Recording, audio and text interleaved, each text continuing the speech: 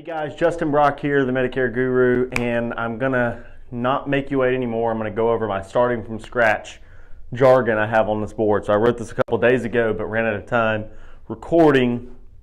So I'm gonna try to go over it from memory. I'm gonna have to walk back through it myself. So if I was to wake up tomorrow and know what I know, but had to start all over, this would be what I perceive that I would do. Now, given that, connections and things that I might have, I could probably get some seed money and start a different way. But if I had no big money to start, this is what I would do. Okay? So, starting from scratch, first thing I would do is I would invest in a turning 65 list with numbers in the counties that I wanted, to market. I would try to pick counties in my area, all within somewhere around a 50-mile radius. I would buy the Turning 65 list. I'd get every name, whether it had a number on the DNC or not, or a number not on the DNC or not. And then that way I'd have the addresses and everything. But then I'd have the phone numbers as well. I pulled one just for my area, it'd be about $765 at sl360.com to get that good list.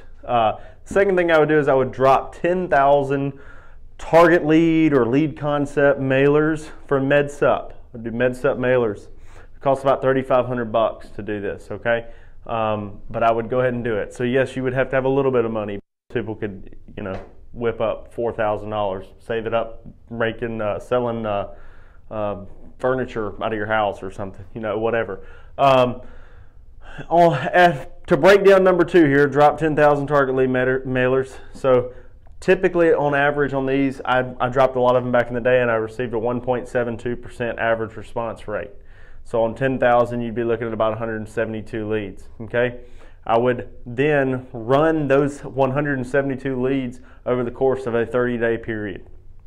All right, so the course of a 30-day period, I would be running them. I do not call the leads unless what I do is I go to every single one of them. I go to an area and you can pull up apps that'll do this for you too, but that will map out your route, put in all the leads, and it'll actually take you on a route directly through them. I go and I knock on the door and try to get in the house. It worked really well for me back in the day, and I don't see anything changing there. I would walk up. Remember, it is MedSup leads, so you can go up and door knock it, and you have a lead anyway. So you're going up, knocking on the door, 172 leads. My closing ratio when I did it floated right around 20%. That's, because a lot of them weren't home, a lot of them were blah, blah, blah. So 20% of the total leads, okay? Typically, if I got in the house, it was an extremely high closing ratio. But about 20% of my 172 equals 34 leads closed on the MedSup side. I averaged 1 in 6 of those closes a cross-sell of a final expense or high-end cancer policy. The so that was approximately 6 sales in a month of the final expense side. So breaking this down a little further, the average Medicare supplement premium that we're doing is about $1,500. The average final expense premium is about $600. I was using street level commissions to do the math here, so you may get higher than that. You should certainly at least be at that if you're having to do all this on your own. Comp on a 9-month advance for the Medicare supplements and the final expense together is about $10,732. All right. So you take your expense. Now, why I have this T65 list is when I'm in these areas, I typically plug those addresses in and try to knock on some of those doors as well. I'm knocking on those in between. And on leading MedSup, selling life. If it ends up being something else, you can get a scope sign and come back later on. But the point is to have some filler space in there. You're out there and you're at somebody's house, and right next door somebody's turning 65, knock on it and talk to them about MedSups. Okay, so comp on a 9-month advance, $1,732. So if this was my initial expense, I'm subtracting that from that, and that's where my profit margin is for the month. Okay. Of course, you're going to have driving expenses, gas, all that kind of stuff. This list right here is for 6 months of turning 65, so that's not an expense you're going to have every month.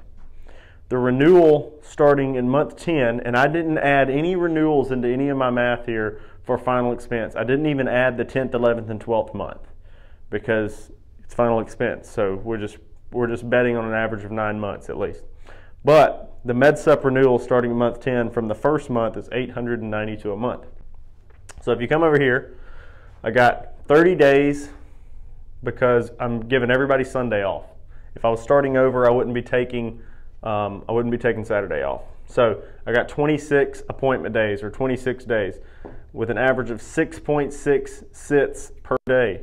Yes, working long hours, busting my ass. I'm starting all over, okay? I want to get blitzkrieged. I want to get lightning war. I want to get into this in the first year, okay?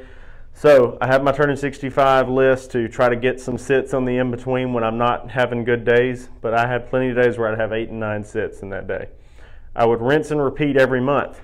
The profit I'm estimating to be at least $5,000 a month right away before you have any renewals.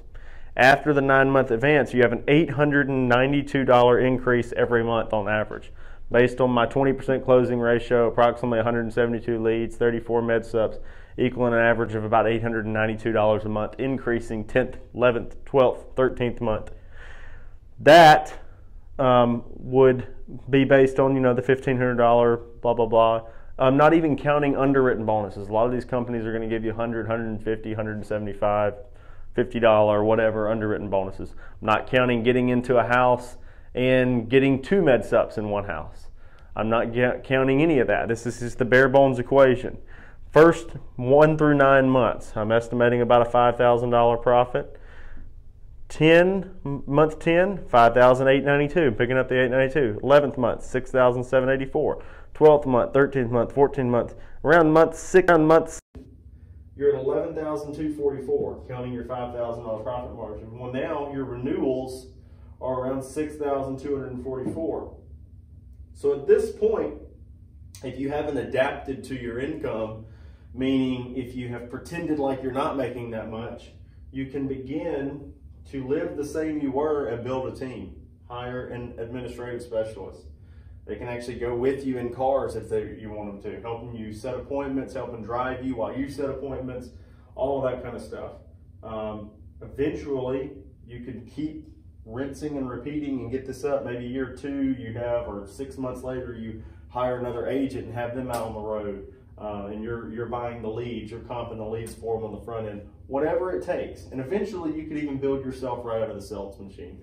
But this is exactly how I would start over if I had to do it again. I know it. I did it to some degree, but I know it better now, and knowing the money end of it and the long-term effect of the residual, this is exactly how I would revamp the whole thing or reboot it with no seed money. Now, given if I was restarting and I had $100,000 to burn really quick, then I would start a different way. I might pump more into leads and staff right away and kind of speedily get to where I wanted to. But no big seed money.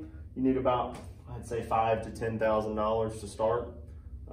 Then you'd be good. People trying to start with $0, go on Facebook to Facebook Marketplace and find free stuff on Craigslist and list it for sale on Facebook Marketplace. Run a pizza delivery route. Do anything to get some money saved up. Put some money back. If you have $5,000 or $10,000, it's a lot easier to get started. All right, that's it. I have to go pick up my kids from piano, but I wanted to come in on this Sunday that I have not earned off and put something down for you guys.